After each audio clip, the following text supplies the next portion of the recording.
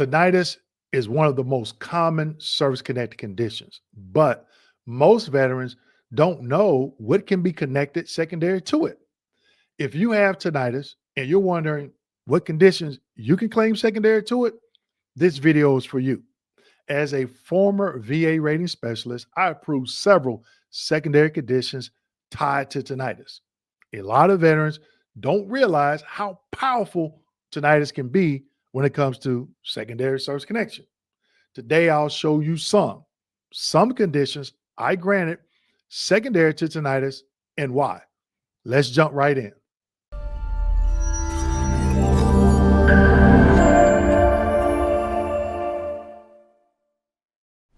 Hello, everyone, and welcome back to my channel. My name is Dwayne. I got a video for that Kimball, United States Army veteran, retired VA rating specialist, and your VA claim nugget man.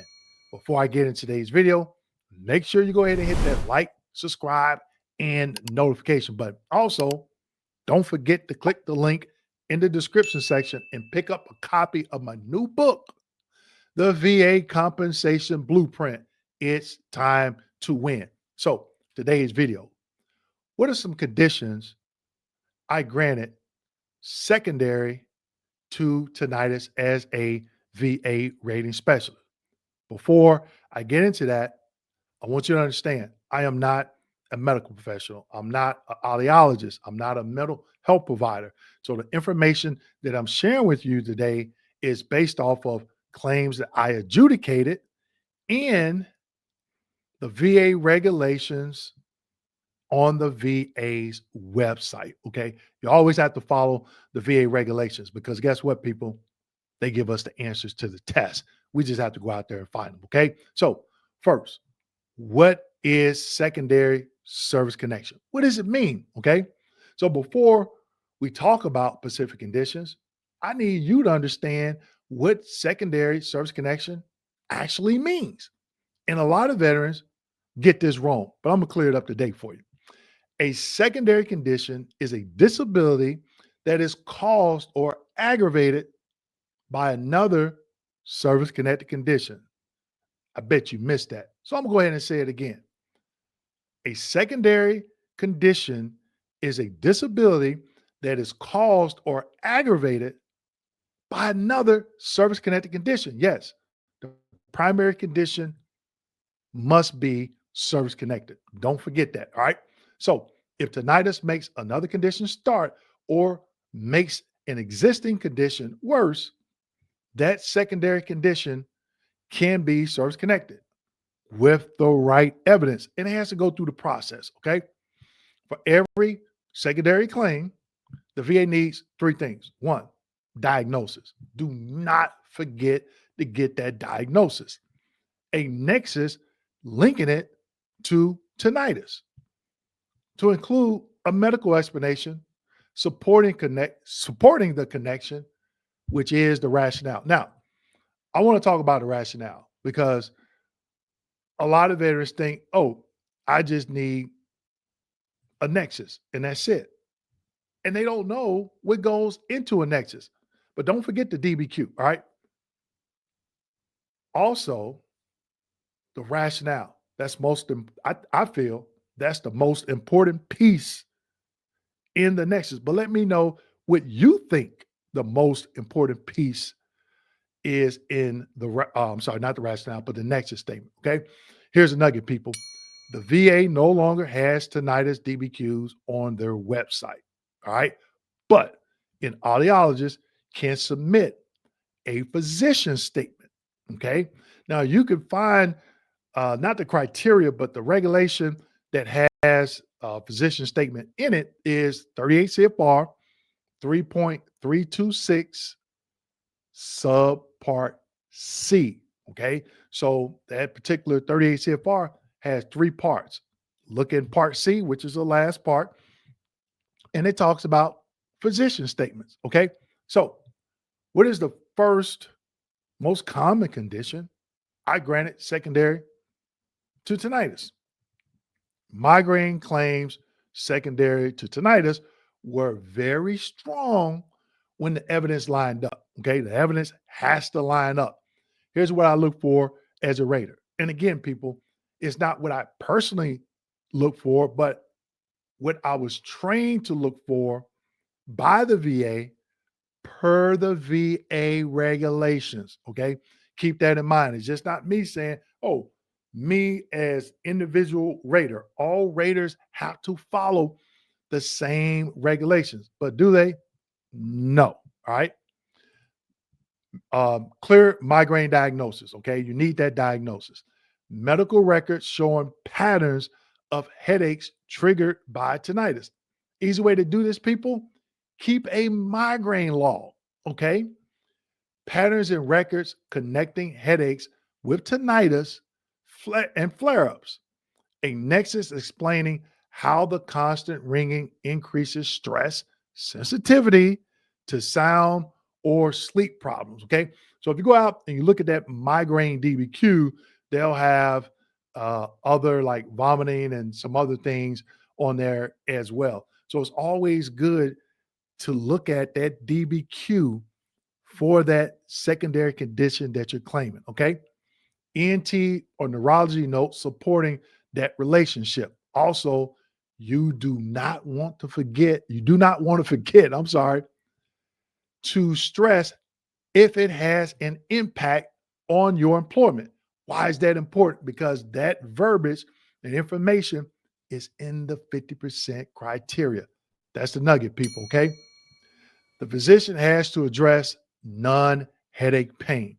All right. So this is where a lot of veterans they trip up because many VSOs and lawyers don't know this. But guess how I know it? Because the VA trained me on it. If you're looking at DBQ, migraine DBQ, it asks about non-headache pain or non-head pain or something like that. Now you might say, Dwayne, why is that so important? Because again, a lot of veterans are going out and just getting nexus statements. And in those nexus statements, it's not addressing this because you don't typically see that in the nexus statement. You see it on the DBQ. You need both, people. Okay, not just the nexus, right? Don't be surprised. You get a nexus and they still schedule you for a CMP exam. All right. If your medical provider ties your migraines to your tinnitus, that's a powerful secondary claim. I've seen veterans be at 92 or 93% claim migraine secondary to tinnitus. Boom. It puts them over that 95% threshold and they are 100% permanent total. Number two, sleep disturbance / insomnia. This is another secondary condition I approved often because tinnitus can absolutely impact your ability to fall asleep or stay asleep. What helped me grant these claims as a rater, okay? A diagnosis from a provider. Again, everything that I'm talking about today, people, keep in mind, you need a diagnosis, okay? Clear documentation of sleep issues. A lot of people, they go to their doctor and they're saying they having these different sleep issues. Ask them, hey, doc, I'm service connected for tinnitus. Could that be an issue? Okay. And then they could talk about, hey, there are some medical studies out there. They can give you a list of those medical studies. And guess where you can put that information or have your examiner to include that information, not only in the DBQ, but the rationale, which is in what? The Nexus Statement. Okay. All right.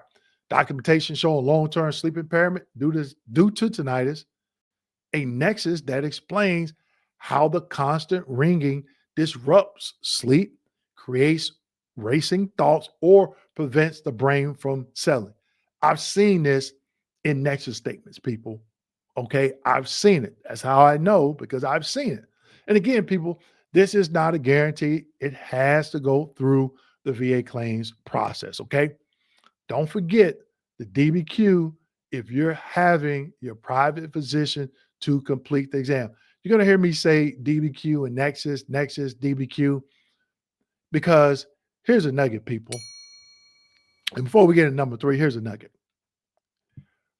A lot of veterans, they're going to get these Nexus statements. So when I rated and the veteran only had a Nexus statement, which is okay, If that Nexus statement was sufficient, guess what I'm doing?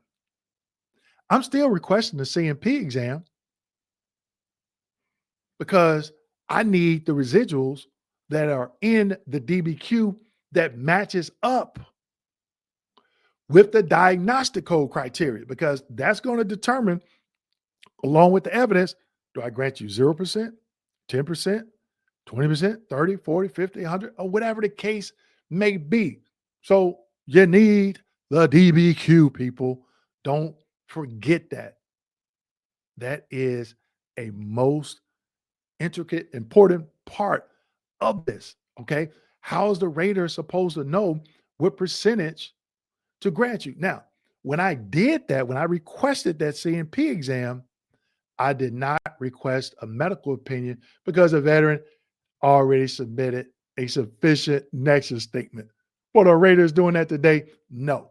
Let's keep going. Number 3, anxiety, depression. Mental health conditions were another category I granted when the evidence was strong. Okay. Tinnitus is more than an annoying sound. Okay. For most of us, many veterans, it creates anxiety, irritability, frustration, mood disturbance, difficulty concentrating. All right. Now, let me know, one, if you have a tinnitus, and how does it annoy the heck out of you? Okay. Mine is when I'm trying to take a nap and it's like zzz, zzz, like a little gnat, right? So when I approved these claims, here's what made them strong: a form of diagnosis. We already talked about that, but of anxiety, depression, or adjustment disorder. Mental health treatment notes reflecting distress caused by tinnitus. Okay. Distress caused by tinnitus. Bring it up when you're in your mental health exams. Hey, I got this ringing in the ears. It is driving me nuts. Talk about it, because you can pull those progress notes and submit them with your claim, right? A Nexus letter explaining how the constant noise emotionally impacts the veteran. Don't forget the DBQ, people. All right. It's important that the provider separates which symptoms are from tinnitus and which are not. Now, what I mean by that, when you look at that mental health, review PTSD DBQ, uh, mental health DBQ, other than PTSD, it asks, hey, here's some symptoms. Which symptoms are related to this condition, or all symptoms related to what condition? All right. So you want to make sure you understand that on that mental health DBQ. All right. This is the last one: hearing related secondaries. These were less common, but still approvable. Now, what are you going to have to do? You're going to have to get with your ENT specialist, because they make the difference. They are specialists in ear conditions. Okay. So you can let them know, hey, I have issues with this tinnitus. Okay. And I'm trying to get something else secondary to it. They can help you. One of the ways that they can help you is they can pull up some medical studies, right? Medical studies that show other conditions that are related to tinnitus. Okay. So they are the ones that these are the ones that specialize in it. I've been going to the same ENT doctor, I want to say at least 10, 11 years plus, for an ear condition. And sometimes we do talk about and discuss tinnitus. All right. So don't be ashamed to ask that examiner, say, hey, I'm a veteran, I have tinnitus, and I have these other conditions that I want to claim secondary to it. What are some medical studies that you've seen, or do you think there is a link? They have that experience. They can go ahead and provide you with that information. Okay. Also, now let me tell you what I denied, because this is just as important. Okay. Claims with no diagnosis. Now, even if the veteran didn't provide a diagnosis from their doctor, but they provided symptoms, especially if they claim it's something secondary, I'm still going to request that CMP exam because I'm not a medical professional.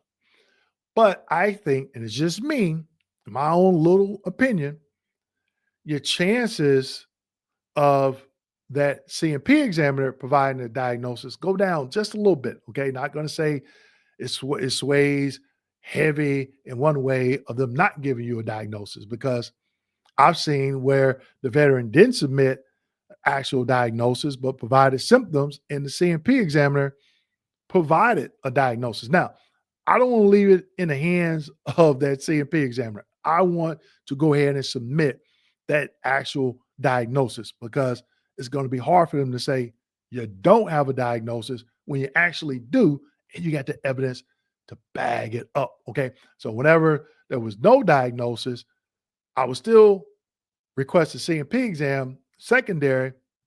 But if that CMP examiner says there is no diagnosis per VA regulations, I have to deny that claim. Okay.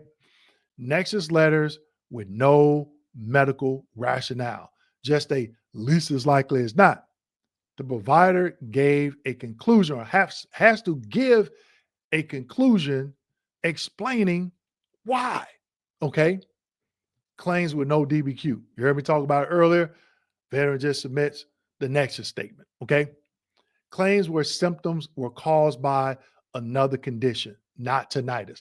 I've seen where veterans, they'll submit private medical evidence, and in that evidence, their own examiner is saying, yes, the veteran has a diagnosis of this, but it's not caused by tinnitus.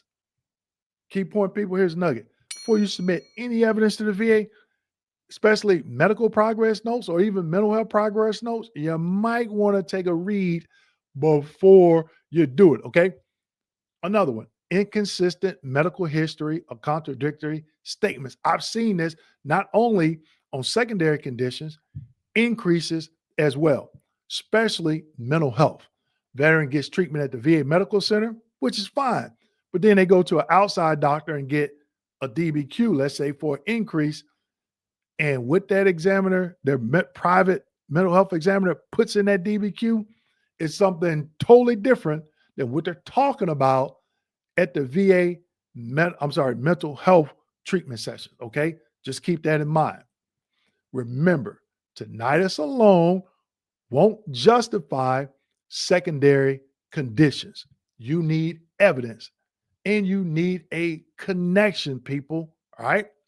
Secondary claims to tinnitus can be extremely powerful as long as you approach them with the right evidence and the right strategy. Now, how do you do that? The VA is giving you the answers. It's on their website. In my videos, when I share M21 slide number 1, slide number 2, 38 CFR this, I'm giving you the blueprint, people. All right. Don't forget to watch my other videos on how you can win your claim for tinnitus. All right. Also, be informed and get the rating you earn. With that being said, make sure you like, subscribe, hit that notification button, and I'll see you in the next video.